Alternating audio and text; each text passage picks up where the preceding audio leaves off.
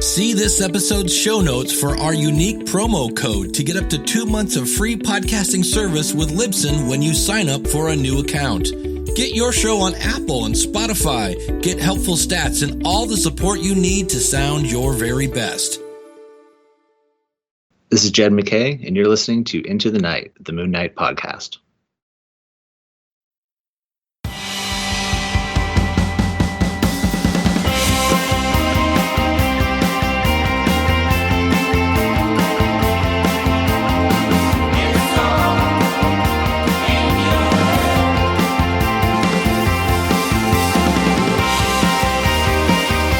Yes, welcome back, loony listeners. You're listening to Into the Night, the Moon Knight podcast. Yes, this is episode 351. You're getting another quick fire episode. You are with your hosts, of course, the High Priest of Khonshu, Rebecca and Ray. Rebecca, hello again. Hello. How's your week been? Yeah, good. Went up to the Blue Mountains. I went up to the mountains the other day for one of Finn's friends' birthdays. Sounds very energetic. Yeah, and then we went to see the Three Sisters, which is kind of like a kind of a thing. The Blue Mountains. So that was good. It was a bit chilly. I must say, Rebecca, it's winter there, isn't it? Yeah. Oh, yeah. How's it over there? Are you? I mean, it's miserable. I see the fan, but I don't see it going, so it can't be that. No, it has not been warm enough. We had some. We had enough heat the other week to need it, but then it was very cold, and we're predicting lots of rain today. So a lot of summer rain. Yeah, well, I mean, year-round rain for us. How about yourself? Like, I mean, what's been happening? I mean, it's been a short turnaround, of course, but yeah, it's a busy month for work for me. So, getting to grips with what I will be doing for the rest of the month. And we start it in the first week, and I start off basically we do this massive project every quarter, and because for some reason I always get to do the first write-ups. And then everyone gets to judge them, and it's very nerve-wracking. And then next week is when we do the really big sort of markets. So okay. Well, hopefully, and but then it goes. It's over. Yeah, comes and it's a little goes. bit. We only started it in April, so it's a little bit like, oh, do we have to do it again? Like, it was so stressful. But I don't know. I mean, in the end, I'm just there to write it up. I'm not like. It's not off. Someone then has to proofread it, and it's kind of their problem once I hand it over. Yeah, okay. Yeah, no. You want to do a good job, though, right? But yeah, of course, you want to make sure that you let it go. I think once we've done it a few times, it won't be this scary. But at the moment, it's still in that kind of this is scary. So. And this is when I say relatively new job, right? Isn't it, Rebecca? Yeah, I started in January. Yeah. So yeah. Pretty new and full-time work for the first time in 13 years. No more. First time since 20 odd years that I've worked full-time. So a shift, of course, but I'm sure you'll take it. If anyone's wondering, that's why our podcasts have now shifted to weekends. It's because I now work full-time.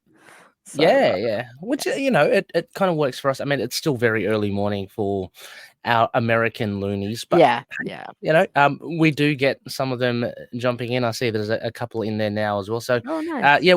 We are live streaming. I mean, if you're listening to this podcast at the time of this recording, we are live streaming, so you can jump in, chat with Rebecca and myself as we go through what we go through. And Rebecca being in the UK, myself in Australia, as I mentioned. So if you're in the US, it'd be early morning for you. But we welcome anyone. We welcome people from the Christmas Islands. I don't know why. Why not? I mean, that would be great. They should come on our Christmas issue. I forgot to say as well, Rebecca, this week I was kind of hit with a little bit of a surprise. My pull list at my comic shop. Mm-hmm. I thought I was going to have an easy week, right? So I was doing my little budget for my disposable income, my wallet, and So, okay, well, I think this is coming out, whatever. And then I get the invoice because it's emailed to me, as I kind of stock it up. And I look at it going, what's going on? There was for people who collect Daredevil, there was a Daredevil corrected edition for his big. It was one of his annuals. I think his annual or a big seminal issue. And anyway, it was meant to have like 80 odd pages, and it was missing 16 pages in the first print. So it was a major Marvel. That's insane. How did I not hear about that? Yeah, a major faff. So apparently, I mean, it was more so with distributors and retailers. Yeah, they got reimbursed and everything like that, but they reissued it out, and I didn't factor it in, and it's a big issue, so it's like about $20 Australian. I'm going, what? There goes my budget for this week. That's insane. But yeah, and then of course a surprise Moon Knight issue as well. Surprise Moon Knight issue, that was okay. I didn't mind that. Actually, there were a couple of surprise Valiant titles, Rebecca, which I didn't take into account. This is why I didn't go all in on Valiant. It's like, I actually would have liked to. Like, I feel bad about it, but it was just on top of everything else. It is a lot. I'm hoping that I can pick them up sometime though, especially the ones you tell me are good. or Rebecca, or the deluxe editions, they're good. They're nice. I mean, if they keep doing those. I hope so. I'm a bit behind on those, but they would certainly be good. Anyway, Loonies, we are here not to talk Valiant or overpriced Daredevil comics. We're here to talk about, as Rebecca alluded to, Moon Knight, Fist of Khonshu issue 0. We spoke about this in our last episode. Yeah, apologies to everyone that I got the Moon Knight annual date wrong. So that's all right. We won't discuss that. I got the date wrong. That's all that matters. Apologies, it's not till later. Yes, the annual will be not until September, but we got this thing, which, as Rebecca mentioned in the previous episode, it was an exclusive thing, and now it's been released as a regular thing. We're going to go through that, Rebecca. I don't know like how else to lead into it, Rebecca, because it's we were talking about a little bit before we started. It's a particularly tailored sort of issue. I mean, look, they did advertise it as a perfect jumping on point. Yeah, and that is exactly what it is. And fair play if for all the people reading Blood Hunt who are interested in what's going. So, I caught up on Blood Hunt this morning, just nice as a matter of course. So, so like if you're just reading the Blood. Oh, I've lost your sound there, Rebecca. Are you? Hang on. I'm not sure if that's me or you. Oh, the lights have turned off. I thought the theater was about to begin, Rebecca. Okay. Rebecca is just suffering some technical difficulties. That's fine. So you're just stuck with me for the next couple of minutes. Let us know now. Like, drop your comments in here. I didn't put a discussion thread in our social media platforms because, well, it was a bit of a hello. Oh yes, hi Rebecca. Okay, hello cool. back. Cool. I was just about to say, Rebecca. I was actually saying, Rebecca, just before we pop back on. I didn't put in a discussion thread for this particular issue. I don't think it really warranted it. Like, no, there's really not a lot to discuss. I mean, I mean, like, I think everyone is going to say the same as we're going to say, which is it very much, it was advertised as this perfect jump on point. Very much is. If you're reading Blood Hunt, this is kind of redundant from Moon Knight podcast. But if you're not reading Moon Knight and you are reading Blood Hunt, obviously you have Tigra and Hunter's Moon play a very key role. You see Khonshu, and this kind of is to then capture those readers who are like, how do I? Because I actually had a friend talk about it the other day who said like they've been reading most of the Blood Hunt stuff, but they haven't read the Moon Knight run yet because they didn't know if they should go back to issue 1. Like, No, not really. And to be honest, given that's when like Reese is vamped and stuff, like I can actually see an argument for it. And then they wanted to read the arc with Lady Yulan. So, like, you can see why. Sorry, they had read the Moon Knight Bloodhunt issues, but not any other Moon Knight. So they wanted to read some, and this is kind of trying to pick up those readers and get them interested in reading Moon Knight. And because Ray read it digitally and I read it physically, I can tell you now that every second or third page is an advert for the Moon Knight run. There's an advert for the Omnibus. There's an advert for Volume 1. There's an advert for it's fair enough coming up. Like no, it is all fair enough in a primer. It's like these are all the things you want to read, right? And then there's a letter from the editor all about these are the other kind of supernaturally ones you can read, like Werewolf by Night, Ghost Rider, all that sort of stuff.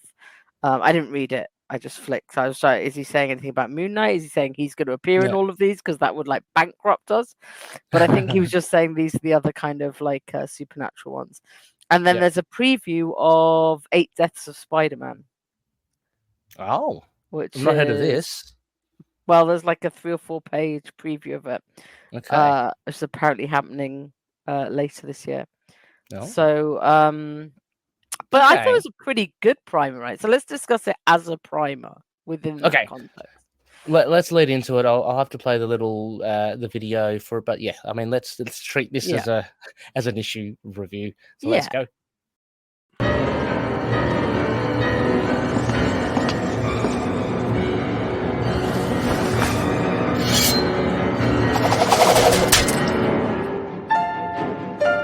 Yeah, so I mean, as you said, Rebecca, this is a primer. It's got the big 0 on the cover there, so that it's not kind of, it is kind of, but not really kind of the series. It's a beginning of something. It's something that's not to be included. Having said that, Rebecca, I do like the cover. I really like the cover. Yeah, this is, a guest, right? I think so. Yeah, I think so. I think so. I don't know what her first. I'm not too sure. But what I found as a point of difference is the font, Rebecca, at the top, like a Legend Reborn. Mark Spector is back. I thought that was pretty cool. It actually gives, I don't know, a little bit of a pulpy feel. It's not as like straight as the font and the style. So yeah. So this issue, I mean, spoilers, I don't know. If you don't know the characters that are involved in the congregation or the Midnight Mission for Moon Knight, then this will be spoilery.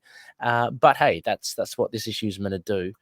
It's going to spoil stuff with Strikefile, Khonshu. Yeah, and obviously this spoils what's been happening in Bloodhunt to a certain point.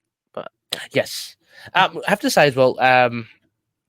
So we've got writer Jed MacKay, artist Alessandro Cappuccio, and color artist Rachelle Rosenberg, letterer VC's Cory Petit.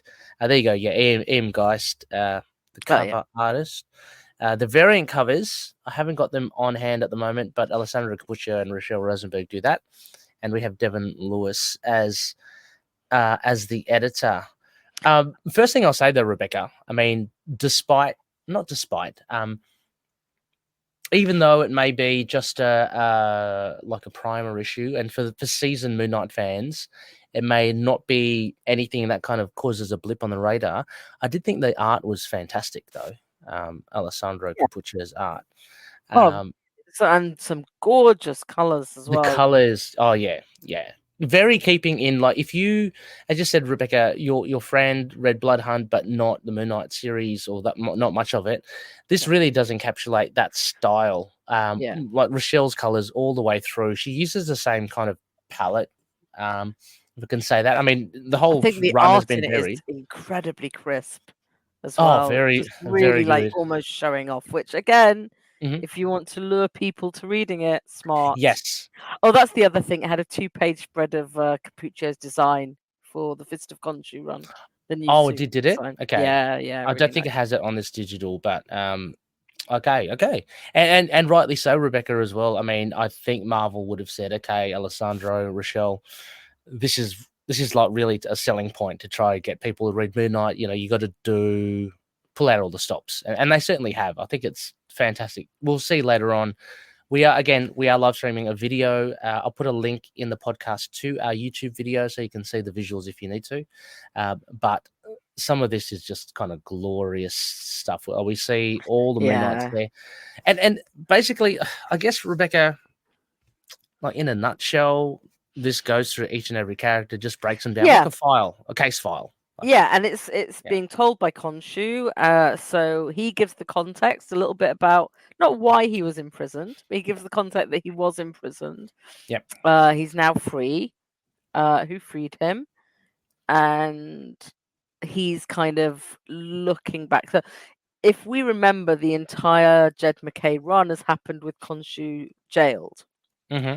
So this is kind of him looking back at what's happened in the 35 whatever issue. It must be like 39 because this is the 40th issue, right? Yep. So what's happened, not in all of them, because some of them were like, not really connected to the main storyline, but like, introduce us to the entire cast, like more of the cast than I thought we were actually going to get. Because it includes Zodiac. Let's say that now. Yeah. I think that was a little bit of a surprise. And this actually is a really good jumping on point, and not in the traditional sense. Like this one's really giving you I'll introduce you to all the characters and tell you who they all are. They're pretty much a bit about them. Yeah, Rebecca, I think each page, because it's about a page per character, is really like a poster. Like you can and it's really some of the, there's the odd little interesting things, like what he says about Reese and then what he says about Soldier. How he judges them as members of his congregation, I guess, or like his Moon Knights. Like she's not really a Moon Knight, she doesn't really believe, Soldier does, like, or he has this kind of chasm in him that needs filling with this kind of like purpose. It's interesting, and it's kind of nice because I think like for most runs, most Moon Knight runs. Oh, Rebecca, sorry, your microphone has dropped off. Oh, you're back again. I don't know what's happening. But we see, when Khonshu butts heads with Mark, and here he talks about it, right? Hunter's a great guy, he never does anything bad. Like Mark, he's always butting heads. He's always, he's like family. We're always arguing. So it's kind of funny. You can see, definitely Khonshu gravitating towards Soldier, like prime candidate, right? He seems like to have that right amount of vulnerability and be influenced to be able to take the mantle of, like, say, the Fist of Khonshu. Not that he has, but it's interesting, as you say, it's interesting to get Khonshu's perspective on these characters. But at the same time, so that kind of gives us a little bit, like, for people who already know these characters, gives us a little bit of a different insight. But for the person who's using this as a primer, it is a great introduction. And like, say, for Soldier, though, we've seen the whole trajectory of his character. I mean, he wasn't like he is now, at the very beginning, and he kind of developed along the way. Same with like Reese. So here you kind of see where they've come up to this stage, and it'd be interesting to see if like people who are interested in this will go back and see how like Reese, got turned, and how Soldier got turned as well. I thought you would have loved this one, Rebecca. So we go to like 8 Ball. Oh, sorry, Rebecca. You've cut out here again, but 8 Ball. What does Khonshu say? He's a coward. He's utterly unworthy of his association with my fists. Sorry, Rebecca. You might have to jump off again. Can't. Maybe it's something in the wires. It's okay. Maybe Khonshu's trying to influence Rebecca. I don't know. Let's see here, Rebecca. Any luck? Yes. Hello. You're back. Okay, cool. That's good. Yeah, no, I lost this page. So it was just a dream. I mean, I knew we were going to get 8 Ball, but like, I just liked how confused Khonshu was by him. He's a criminal. Yeah. He's like, look, Mark was not exactly a hero when he was a mercenary, but okay. True. I think Khonshu has a different morality line than I do about mercenaries for the American government. Oh but, yeah, you know, absolutely. But this is good. Like again, like artistically, I think this is really cool because what Alessandro Cappuccio does is that he makes 8-Ball really small, like at the bottom right hand corner, as opposed if you look at Reese and Soldier, they get these very big hero shots. 8-Ball is basically how Khonshu sees him. He's overwhelmed by these vampires coming towards him, and he's kind of running away. So that again gives you a good sense. So we have the next one, which is this one. So we're starting to kind of go through the cast here. At this stage, sorry, Rebecca, you have dropped out again. Oh, yeah, I know. It's Khonshu. He's playing silly buggers. I was surprised, Dr. Sturman, and I love that he's Yes, the healer. yeah. It was interesting because I didn't know where was he going to go after 8-Ball. So, yeah. Oh, sorry, Rebecca. I hate to say it, Rebecca. I think you're out again. So what Rebecca's doing, for those that don't know, she's just jumping out and jumping in again. Sorry. Looks quite exhausting, but hopefully. Yeah. Is this Midnight Mission? Yeah, which is a great, I think, essential. You have to include it. It is a character in itself. Yeah. Beautiful colors from Rachelle Rosenberg, and kind of gives a sense that I like it. I mean, Khonshu does call it out like as this alien being, and that much of Earth doesn't like it, except Just it's look found at its that own. page, though. It's awesome. It's Absolutely so beautiful. Who would think that those colors kind of work together? No one but a professional color designer. And I mean, it's kind of like a traffic light coloring, but Yeah, true. Oh, yeah, right. Yeah. But I mean, there's so many different hues in there, Rebecca. You got the purples, it goes to pinks and it's just reds to gorgeous. oranges. Really good. And you get the face. I've just noticed that there's a face right in the middle. And then we're going. It's kind of weird. Like I thought we were kind of going down from like the primary support characters to the lesser ones, but Hunter's Moon I would rate up Well, there. I think they have to leave the two fists to last kind True, of thing. true. So I think you're right. It goes down and then it goes up. And then where's Tigra? She's after Hunter's Moon? Tigra's right after Hunter's Moon. Yeah. And she's got a really interesting one that Khonshu finds her very intriguing because she's got the ties in with the tiger god, the cat people. And she has this, what does he call it? I don't recall her being, is she devout? I don't recall her being that. Oh, sorry, Rebecca, you might have to jump out and then again, sorry. Okay, yep. Yeah, she has the connection to the tiger god. I can't remember where from the origin, but it's there. He doesn't like that she loves Mark. No, which is really cool. There's a bit of competition with Tigra, and she's no pushover as well. So I love that. I guess that means he thought Marlene was a pushover. Maybe. Oh dear. Well, she wasn't a superhero, to be fair. Exactly. Yeah. No. True. Tigra's got like a force, a mystical force behind her. So that is competition enough. And then we get the pretty cool. I mean, this was part of the series throughout as well, here and there. Mark's identities, his alters, and I'm glad that we see the three of them here. And they've been likened to the like the Traveler, the Pathfinder, that sort of stuff. So we don't get Jake as the murder hobo. We get Jake as the good people person, which I mean, like, I'm not surprised because that's how Jed's treated him throughout. But I like that these pages are very different in their coloring to the other pages.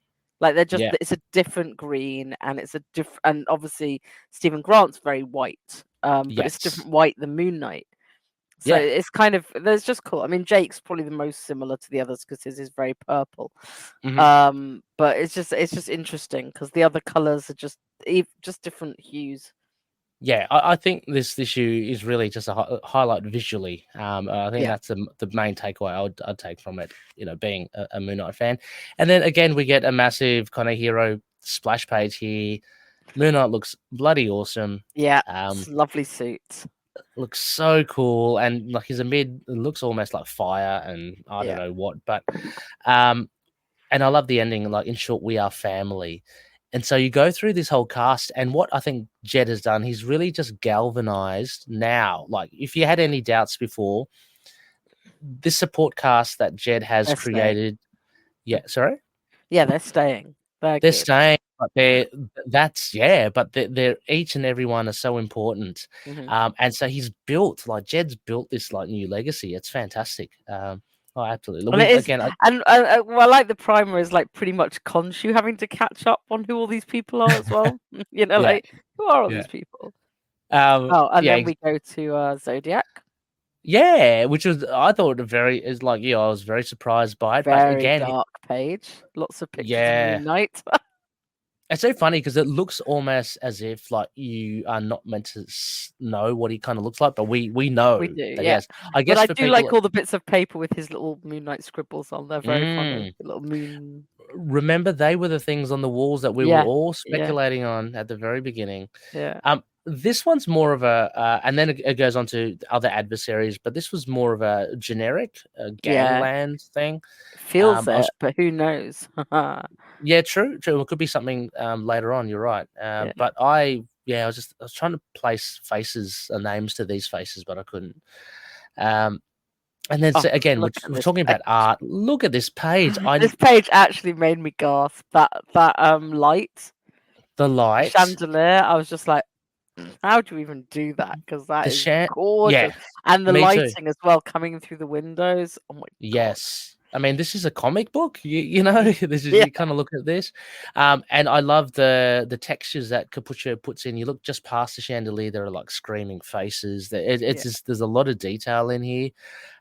Just makes it look really kind of spooky and good. Little hints of things to come. Oh, they will test the defiance of Moonlight. I love that phrase. Yes, I put it to any loonies that love these little references and Easter eggs. So let us know what you think.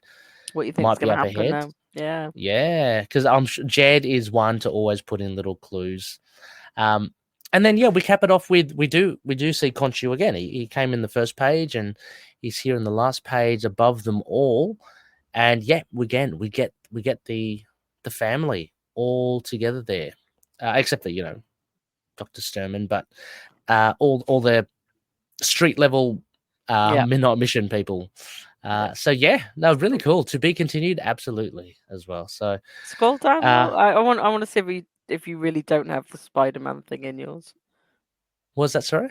I want to see if you really don't have the Spider-Man preview in your digital one. Okay, because I'm not. There's the Devin letter about Werewolf by Night. Keep going. That's it. That's all. That's the last page. Yeah, and it's like a double. That's it. Yeah, interesting. Okay, so in the paper copy, there's a preview of this 8 Deaths of Spider-Man. Okay. Oh yeah, and so here I see what you're saying now. Here, the Daredevil Woman Without Fear, Spirit of Vengeance, and then we've got Vengeance of the Moon Knight, issue 7. Yeah, but no preview there. Cool. Yeah. So I don't know, Rebecca. I mean, that was a quick little kind of flick through it there. Again, if you're a big Moon Knight fan, there are no surprises here other than you don't need to buy this, but it's beautiful, and I suggest you do. For the completionist, I think it's worth it for the art. Yeah. Rebecca, this is pretty hard, but what would what would you give this if we were to rate it? I mean,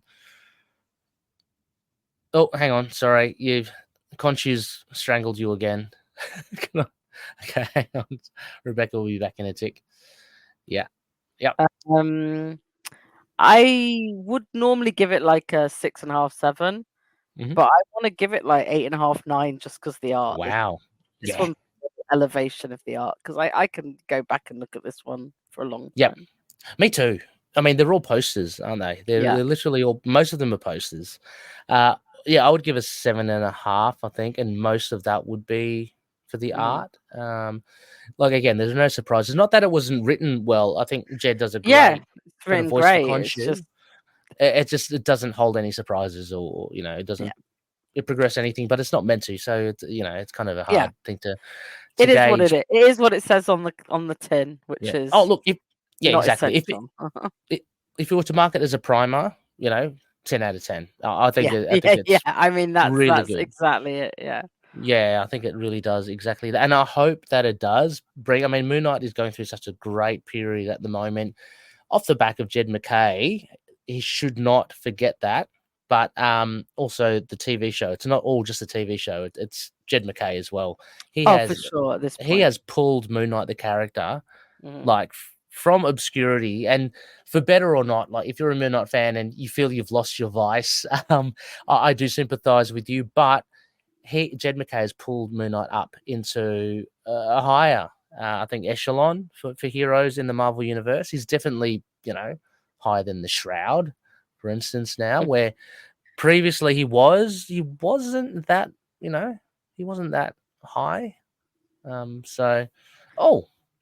Yes. Wow. This hasn't happened in a while. Come here. We've got our honorary Fist of Khonshu. He's a bit furless, so don't judge him. But nothing like saying a cat's butt. Sign of affection. Now it looks like you're wearing a hat, Rebecca. He's sitting on the air conditioning unit. So Loonies, there you go. That, I mean, there's not really much to it. I don't want to kind of like draw it out, Rebecca. I mean, for what it is, we just want to do it justice. It's a great primer. Go check it out, and it sets us up for more Vengeance of the Moon Knight, and we get phases of the Moon Knight as well coming out too. So there's plenty of Moon Knight activity in store. Going to be pretty fun time. Yeah, as well as all the collections and omnibuses and Rebecca, anything else like for Moon Knight before we sign off? Pretty much said it all last week, really. So looking exactly. forward to it all. So looking forward to the next one, and hope my microphone does not. Well, that's okay. Once we figured out last week, so once we figured out, you have to drop out and drop in again. Sweet. It's golden. So, so I guess, Rebecca, with that, what I'll do, I'll put on, you can always contact us. You can drop us a line during the live stream as well.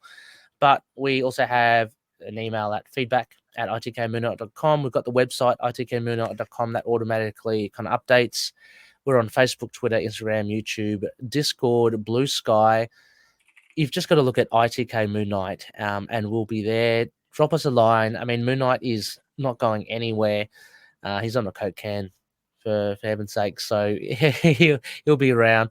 That's it. Rebecca, anything coming up for you? Immortal Iron Fist. We recorded an episode. Nice. So we did the Dan Jurgens run. Connor did send me something about saying Dan Jurgens actually writes a decent Iron Fist. So, so that's cool. Go check it out on the Immortal Iron Fist podcast. Listeners, if you want to, it's fantastic. Iron Fist is great. I'm about to record another Predator and Prey episode, so keep your eyes out on that. It's a read through. It's going to be fun. We're just going to go through Predator 2. We're going to pretend that we're Danny Glover and Gary Busey. Why not?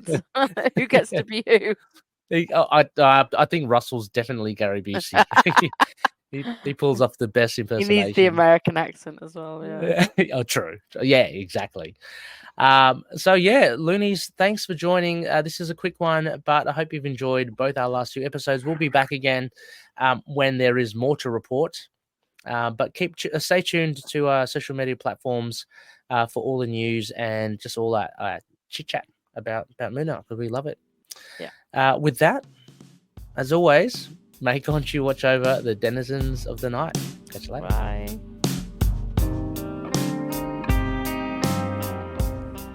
Moon Knight and affiliated characters, stories and events are properties of Marvel Characters Incorporated.